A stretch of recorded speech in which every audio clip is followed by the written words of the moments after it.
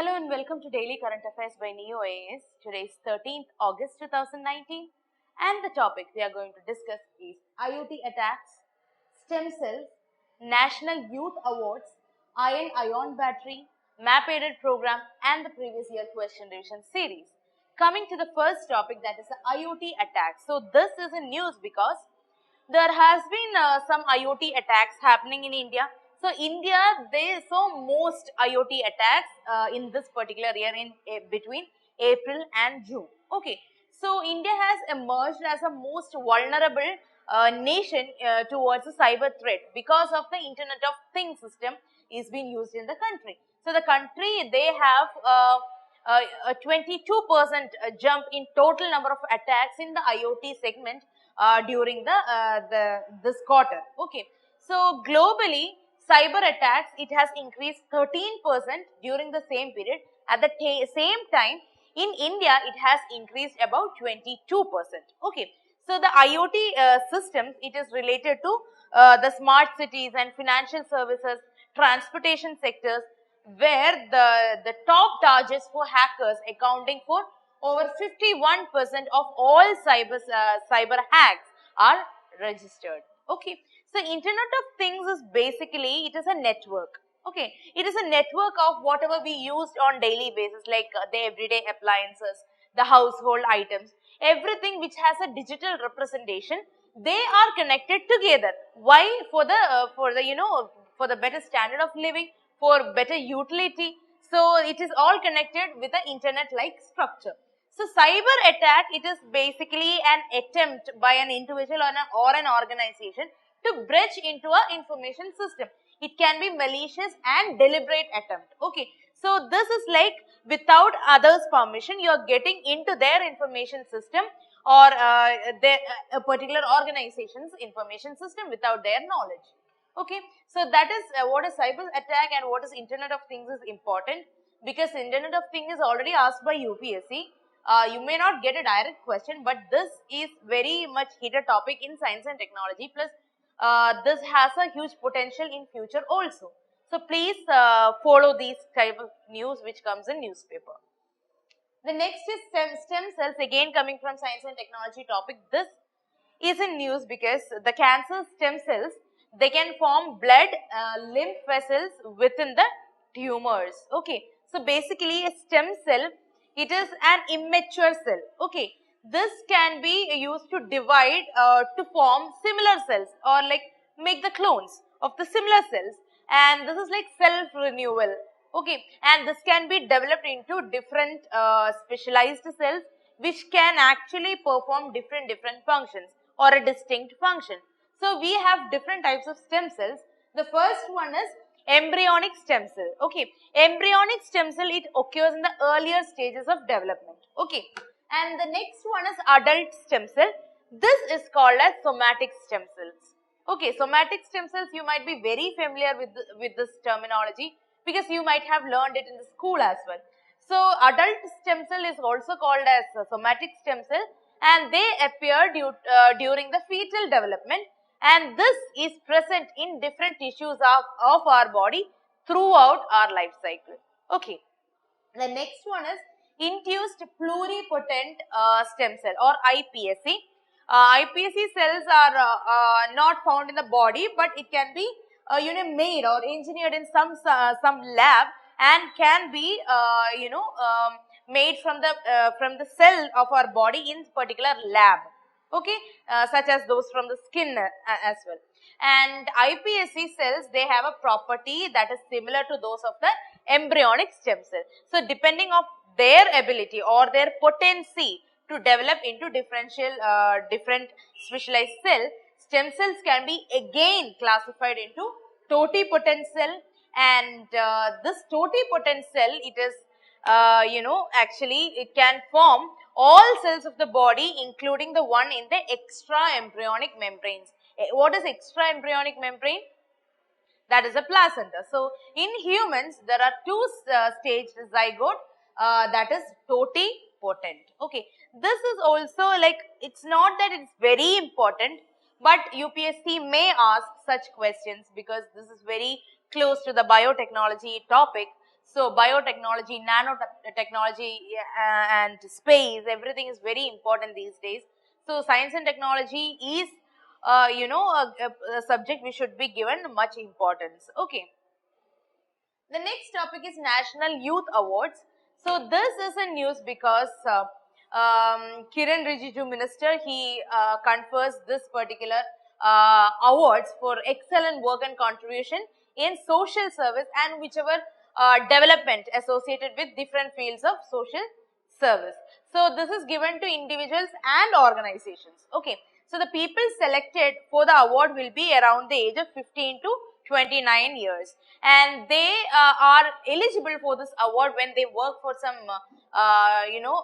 social service in the field of social service like health, promotion of human rights, then active citizenship or community service. Such people whose works are exemplary are given this award.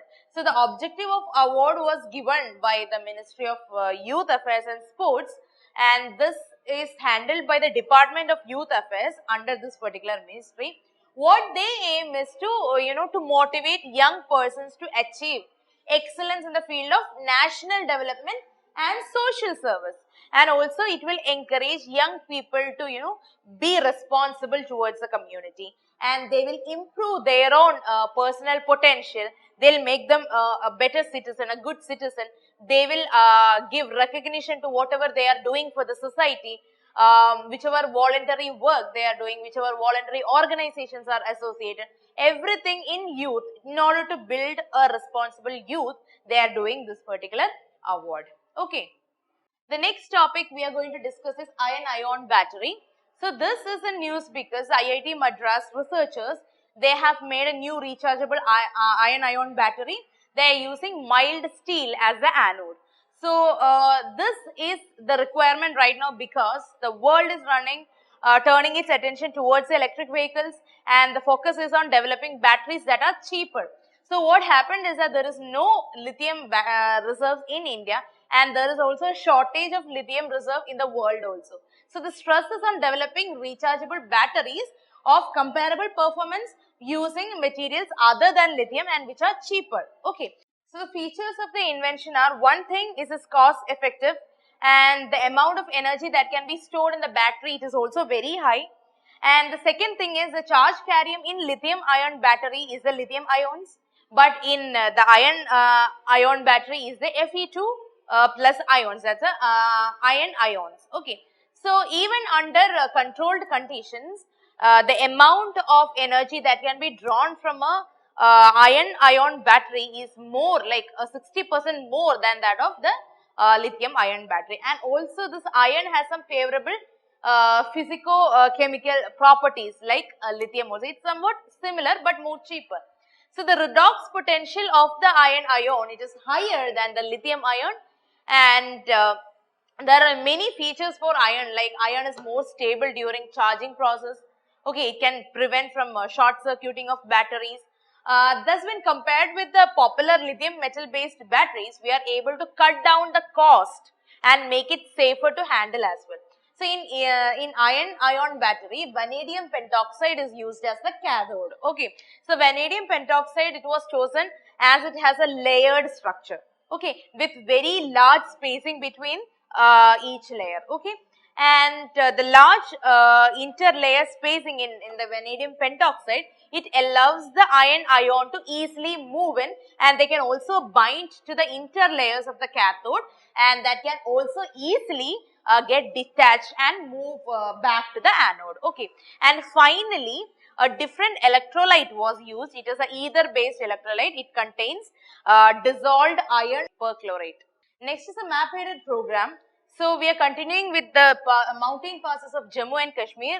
The last class also we saw 4 passes of Jammu and Kashmir. Today we will see another 4 passes of Jammu and Kashmir. The passes of Jammu and Kashmir is very important because Jammu and Kashmir is in the news right now. Okay. So the first one is Banihal Pass. Banihal Pass connects Jammu and Srinagar. So this is not very high. It is only around 2,800 meter high, and it is across the Pir Panjal range, and it is snow covered almost all during winter season. And the road from Jammu to Srinagar it is traversed through this Banihal Pass until 1956. But then the Jawahar Tunnel was built. So the road now passes through the tunnel and the Banihal Pass is no longer used for the road transport. Okay. So another like 11-kilometer long tunnel, it provides a railway link between Banihal and Kasi Kund. Okay, and this was inaugurated in 2013 or something. And the next pass is the Changla Pass. Changla Pass connect Ladakh with Tibet. It is at a very high altitude, that is around 5,300 meter high, and there is a temple dedicated to the Changla Baba, after whom the temple has been named. Okay, so that is also there. It is actually a kind of pilgrimage as well. And the next one is Kardungla Pass. This is also a very pretty famous mountain pass. This connects the Leh region, Leh in the Ladakh region. Okay, this is also very high pass, around 5,600 meter high, and this is the world's highest motorable road, which passes the world's highest motorable road. It passes through this pass. Okay, and this is closed all over winter because there is heavy snowfall in the area. The next one is Lanakla Pass. Lanakla Pass is again between India and China. It is in the Aksai Chin area of Jammu and Kashmir. Okay, and this pass provides, the passage between Ladakh and Lhasa. Very important. And a road to connect the Xinjiang province in the Tibet has been constructed by the Chinese people. Okay, so these are the 4 passes. So next is the previous year question. So I'll give you the question, you have to answer it in the comment section. I want you guys to participate maximum. Okay, the question is, contour building is a method of soil conservation used in desert margins liable to strong wind action, then low flat plains close to stream courses liable to flooding, then scrub lands liable to spread of weed growth, and none of the above. So please give me the answer of this question. And the previous class question was, which of the following can bring a sudden change or a dynamic change on the surface of the earth. So in this particular question, actually the 5th statement, that is a rotation of the earth, is a confusing statement, and most of the people thought that this would be wrong and we have to eliminate the 5th option. But when the UPSC key came, the UPSC is claiming that all of these can create a sudden or a dynamic change on the surface of the earth. So the answer is D, all of the above. Okay. So that's all for today, guys. I want you guys to comment in the comment section on the answer for the question I have given you. And if there is any doubt, please give me that inquiry as well. Thank you so much. Good night.